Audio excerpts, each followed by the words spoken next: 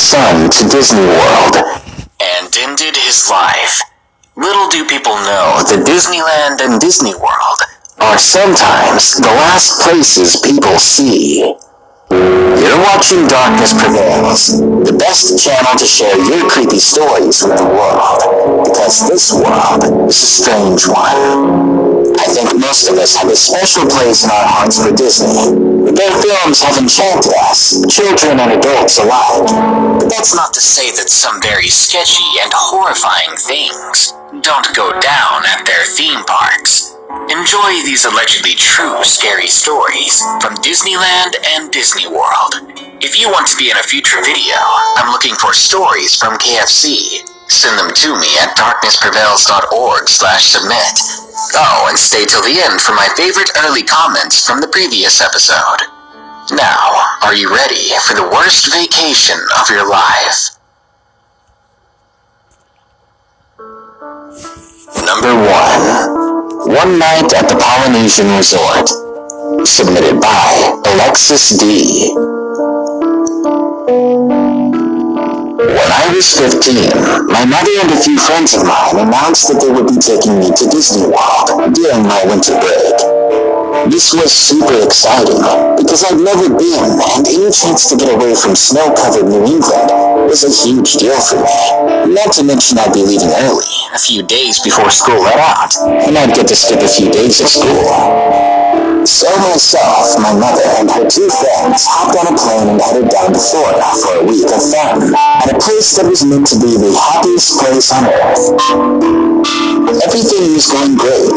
Each day we would hop on a shuttle and go to one of the parks for the day, then return via the shuttle back to the Disney resort we had booked.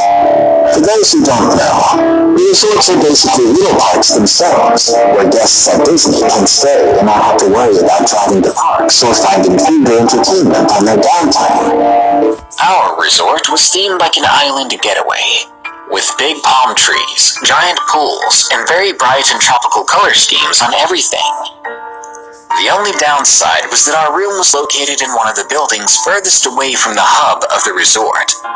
In order to get to breakfast, we would have to walk a good half-mile or so from our room to the main building, and each time we got off the shuttle, we would have to park. This doesn't seem like a huge deal, that it was a Disney resort and everything was lit by street lamps and such, but one night in the middle of our trip, we found out that not even the park resorts are safe from everything. We had just returned via shuttle from a day at the Magic Kingdom. It was really late, probably about 10 p.m. or so, and we were all ready to shuffle back to our room for some sleep. The four of us seemed to be the only ones left awake, which made sense as it was technically a Wednesday night, and we walked quietly down the little brick path through the other sections of the resort. I can't remember why we paused all of a sudden. I think it was because someone in our group had stopped to check for something in their bag. But as we stood there, I noticed a man over by one of the hotel blocks. He was dressed in all black, was very tall, and just seemed a little out of place for where we were. I told myself he was just a guest who thought wearing a sweater in Florida was the cool thing to do. But the more I watched him, the more suspicious I got. He had his back to the door of a room, hands behind him and eyes downcast. Every minute or so, he would take a few steps to the next door over on the hotel block and assume the same posture. He did this 2 or 3 times before I saw the key card in his hand. Each room was locked by a pass card you were given upon checkout, printed with your resort name, but not the room number itself, and the only way in or out was with one of those cards. It was then that it dawned on me. This man had found a key card somewhere, and he was now trying to find the room the key card went to break inside. Now, I was pretty confident that we weren't dealing with a fellow guest. I wasn't sure what we were dealing with, but I whispered to my mother what I'd seen, and within a few moments, she and one of our friends went off to find the nearest security guard or emergency phone. Myself and the other friend in our group stood by. watching as the man tried each and every door on the front end of the hotel block. I was hoping he would give up, but as he watched him, he finally noticed he wasn't alone out here.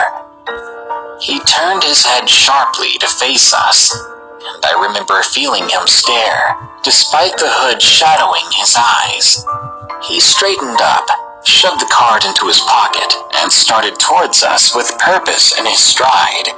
He looked angry, and was moving too quickly for someone just looking for a friendly chat. I can't say for certain what he was reaching for, but as he drew closer, one hand moved to his back pocket and raised up his coat, and that's when my friend let out the loudest shriek I've ever heard. The man jumped, I jumped, and a few dozen rabbits that had been sitting in the grass going about their business scattered in every direction. With his cover now blown, the man took off at a sprint into the night, and we were left to wait until my mother returned with security. She had left us. I wish she never left us. One security officer stayed with us to ask us questions, while another took off in the direction the man had fled. We never heard if they had caught the man or not. I'm not sure if he was just out to rob some poor guest, or if he was out for more sinister errands. But needless to say, we tried our best to get back to our hotel room early after that. If you ever find yourself in this situation, don't leave your children alone. Have someone go get help, or call the front desk, but don't leave your child in the wake of a stranger. Number 2. The Horrors of Disneyland. Submitted by Paul J115.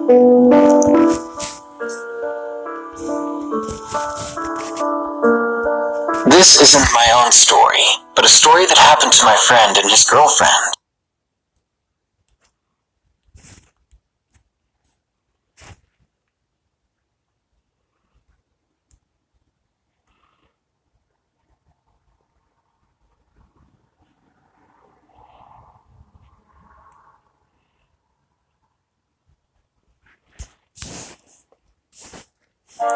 It starts off with him and his girlfriend at Disneyland.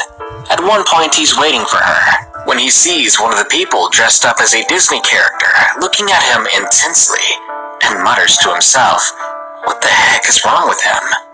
The man appeared to be wearing a costume from a movie my friend didn't recognize, so he assumed it was just from a movie he may have missed.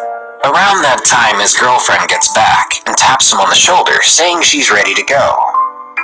When their next ride ends and they hop off of it, he sees the same man from the corner of his eye, staring at him again, even angrier than before. He tells his girlfriend to go wait at the cafe, that he'll be there in a moment. He waits until she turns around the corner, then he walks up to the man and confronts him. But what he saw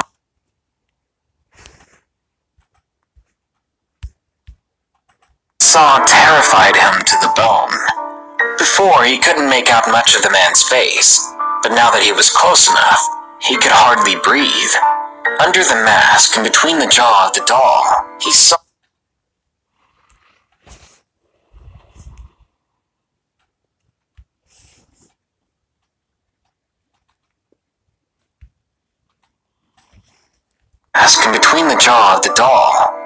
the man's face. It was dirty, with patches of broken skin, as if the man had been launched from a motorcycle and skidded across the road on his face, and one of his eyes wasn't even looking in the same direction as the other. The man said to my friend in a low, rusty voice, "Follow me." And then he just started walking away, and disappeared between a bunch of trees nearby. Of course, my friend didn't listen. He noped out of there and met up with his girlfriend at the cafe. Right away, she notices the look on his face and asks why he was so scared. And he replies, "This man."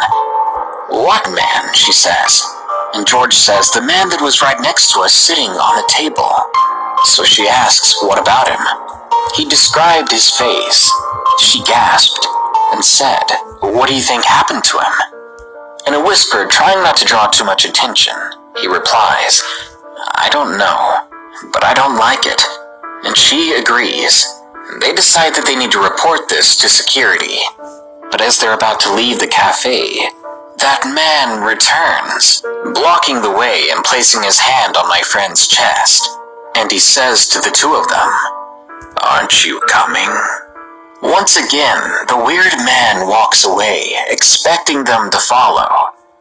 But being sane, they didn't listen, and instead went right to security and informed them of the weird man in the costume.